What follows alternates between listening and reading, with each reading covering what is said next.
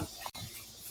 Hi, I'm Emily, and in this video I'm going to show you how you can use a Google Form add-on called Choice Eliminator 2. And this is a handy-dandy little add-on you can use. Once you get it down pat, I promise it doesn't take very long at all to set it up, and it's going to make your life so much easier. So again, that's called Choice Eliminator 2. And I have a separate video that teaches you how you can install add-ons. So I'm going to assume you already know how to do that. If not, you might search through and find that video of mine.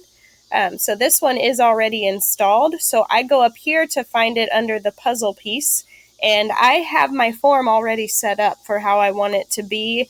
I collect your name, your email address, and then I'm testing this out on 3 different types of questions. This is select a time for your conference. So if you're a teacher trying to get parents to sign up for parent-teacher conferences and you don't want them to all sign up for the same time or to have to email you times and they overlap, this is a great way for them to be able to choose a time. And once they choose the time, it becomes eliminated from the form. So the next parent that goes to the form, they're not going to see that time listed. And I'll show you how that works. Another question I put on here that might be a use for it is to have parents sign up for items to bring to the class party. So drinks, sweet snack, salty snack, game. And like I said, once they sign up for something, it eliminates it. So if, let's say you want 2 different sweet snacks at the party, or you need drinks times 2, you would want to have 2 choices for drinks on here or 2 choices for sweet snacks. So you'd need to add a couple more rows in, because once they sign up, it's gone. So you may want sweet snack 1, sweet snack 2. And then the third question I have here is select a duty to take over for Mrs. Principal. And I've seen these come out through emails before where they're going to be nice during Principal Week, or they're going to sign up to take over for the principal for the duty just to be nice. The elementary school that I work at does this, and it's super, super nice thing for them to do, and I know the principal appreciates it. Well, I've seen it sent out by email, and then the person who sends it gets all these emails back. Sometimes people reply all, sometimes they just reply to the sender, and it's hard to keep track of who signed up for when, where, and what times are left. So this eliminates you having to send it out as an email, collects all the information in one spot, and once one is chosen, nobody else can choose that same time.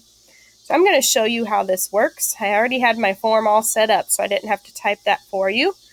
So I'm going to come up here to my add-ons, and I'm going to run Choice Eliminator 2. I'm going to click on that one, and then I have to come to this box that pops up and click Configure. So there's a few steps I have to take to tell it how to run.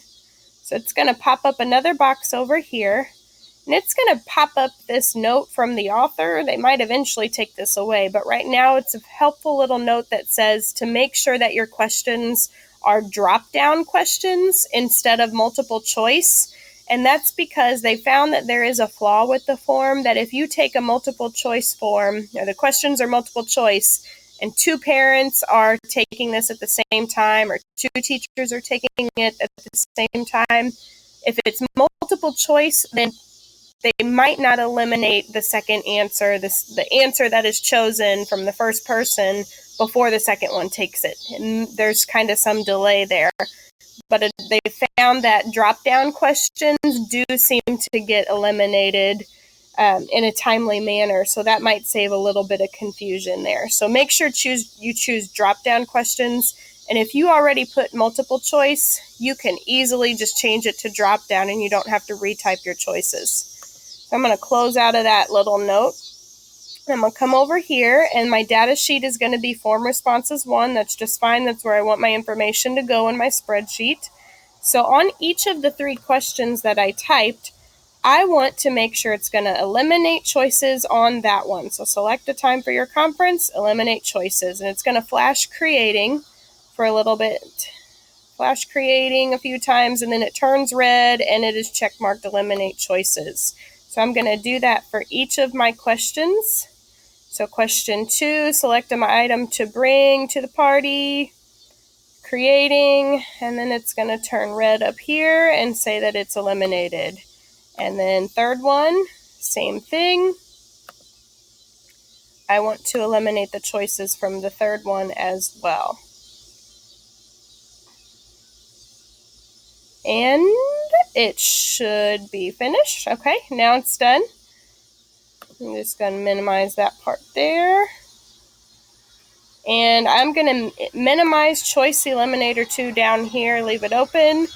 And now I'm going to show you how it works. So I'm going to click the little eyeball up here, which is the preview, so I can preview the form. If I'm going to send my form out to people, this is the link I like to copy up here. And you could shorten that link, that's a long one, or make a hyperlink to it on an email or a document, whatever you're going to send it to parents on. So here's the form, and I'm going to have Jane Doe respond to this. And I'm going to put in my email address. And Jane Doe is going to select a time for her conference. And Jane Doe wants to come right at the latest time available here at 5 o'clock. So Jane's going to select 5 o'clock.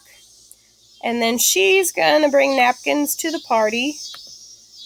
And she wants to take over Monday morning and get it over early in the week. So 5 o'clock, napkins, Monday morning. They were all on the list. We're going to submit. 5 o'clock, napkins, Monday morning. We're going to try to remember that. And we're submitting the form. So as it submits, the choice eliminator should be doing its job and eliminating the choices. And it's always a good idea when you're making these forms to play around with this first.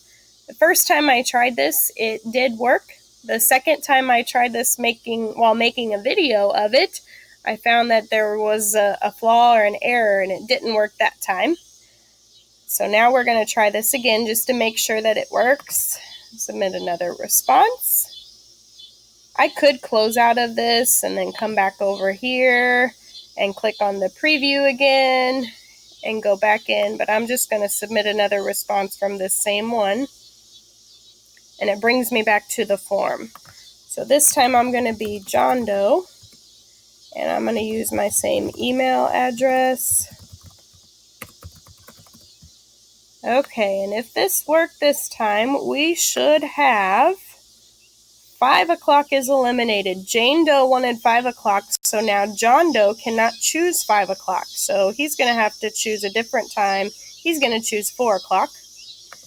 And notice napkins was down at the bottom. Jane selected napkins, so they're gone. So John Doe, he's going to take the easy route and bring some plates.